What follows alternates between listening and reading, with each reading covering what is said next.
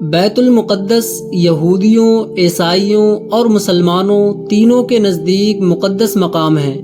یہاں حضرت سلیمان علیہ السلام کا تعمیر کردہ معبد ہے جو بنی اسرائیل کے نبیوں کا قبلہ تھا، اور اسی شہر سے ان کی تاریخ وابستہ ہے۔ یہی شہر حضرت عیسیٰ علیہ السلام کی پیدائش کا مقام ہے اور یہی ان کی تبلیغ کا مرکز تھا۔ مسلمان قبلہ اول کی تبدیلی سے پہلے اسی کی طرف رخ کر کے نماز ادا کرتے تھے۔ بیت المقدس پہاڑیوں پر آباد ہے اور انہی میں سے ایک پہاڑی کا نام کوہ سیہون ہے، جس پر مسجد اقصیٰ اور قبۃ الصخرہ موجود ہیں۔ کوہ سیہون کے نام پر ہی یہودیوں کی عالمی تحریک سیہونیت قائم کی گئی۔ حضرت داؤد علیہ السلام نے بیت المقدس کی بنیاد رکھی۔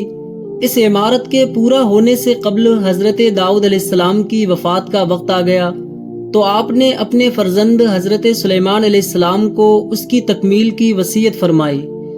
چنانچہ حضرت سلیمان علیہ السلام نے جنوں کی ایک جماعت کو اس کام پر لگا دیا اور عمارت کی تعمیر ہوتی رہی۔ ابھی 1 سال کا کام باقی تھا کہ آپ کے انتقال کا وقت آ گیا۔ آپ نے غسل فرمایا، نئے کپڑے پہنے، خوشبو لگائی اور اپنے عصا پر ٹیک لگا کر کھڑے ہو گئے۔ ملک الموت نے آپ کی روح قبض کر لی۔ اس کے باوجود آپ اسی طرح عصا پر ٹیک لگا کر کھڑے رہے۔ پہلے تو جنوں کو رات میں فرصت مل بھی جاتی تھی، لیکن اب دن رات برابر کام کرنا پڑتا تھا۔ حضرت سلیمان علیہ السلام ہر وقت کھڑے ہی رہتے تھے اور اجازت مانگنے کی کسی میں ہمت نہ تھی۔ کئی مہینوں تک دن رات برابر کام کیا۔ چونکہ حضرت سلیمان علیہ السلام کے حکم سے مسجد کی تعمیر اور تجدید کی گئی، اسی لیے یہودی اس کو ہیکل سلیمانی کہتے ہیں۔ عرصہ دراز قبل ہیکل سلیمانی اور بیت المقدس کو بخت نصر نے مسمار کر دیا تھا اور 1 لاکھ یہودیوں کو غلام بنا کر اپنے ساتھ عراق لے گیا۔ بخت نصر کے بعد شہنشاہ فارس روس کبیر نے بابل فتح کر کے بنی اسرائیل کو فلسطین واپس جانے کی اجازت دے دی۔ پھر یہودی حکومت آئی اور انہوں نے بیت المقدس اور ہیکل سلیمانی دوبارہ تعمیر کر لیے۔ یروشلم پر دوسری تباہی رومیوں کے دور میں نازل ہوئی۔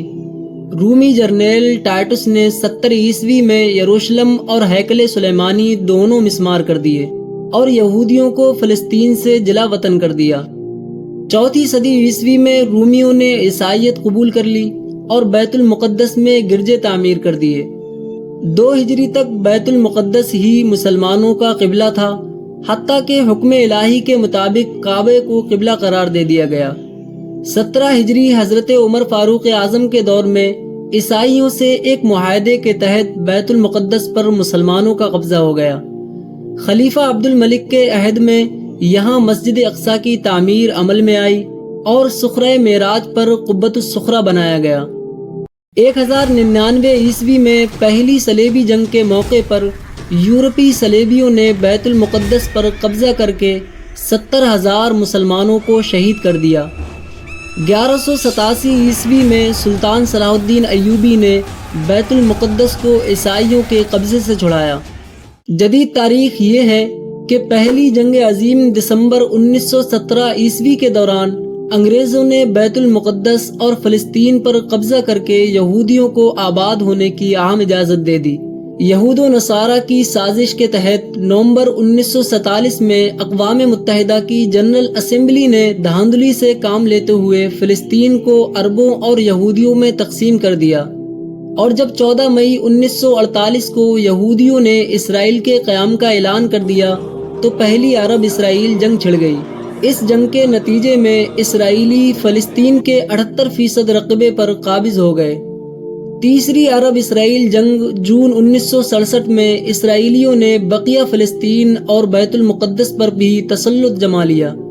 یوں مسلمانوں کا قبلہ اول آج تک یہودیوں کے قبضے میں ہے۔ یہودیوں کے قول کے مطابق 70 عیسوی کی تباہی سے ہیکل سلیمانی کی ایک دیوار کا کچھ حصہ بچا ہوا ہے، جہاں 2000 سال سے یہودی زائرین آ کر رویا کرتے تھے، اسی لیے اسے دیوار گریہ کہا جاتا ہے۔ اب یہودی مسجد اقصیٰ کو گرا کر ہیکل تعمیر کرنے کے منصوبے بناتے رہتے ہیں۔ 21 اگست 1969 کو ایک آسٹریلوی یہودی ڈینس مائیکل روہان نے قبلہ اول کو آگ لگا دی، جس سے مسجد اقصیٰ 3 گھنٹے تک آگ کی لپیٹ میں رہی اور مشرق کی جانب عین قبلے کی طرف بڑا حصہ گر پڑا۔ محراب میں موجود ممبر بھی نظر آتش ہو گیا، جسے صلاح الدین ایوبی نے فتح بیت المقدس کے بعد نصب کیا تھا۔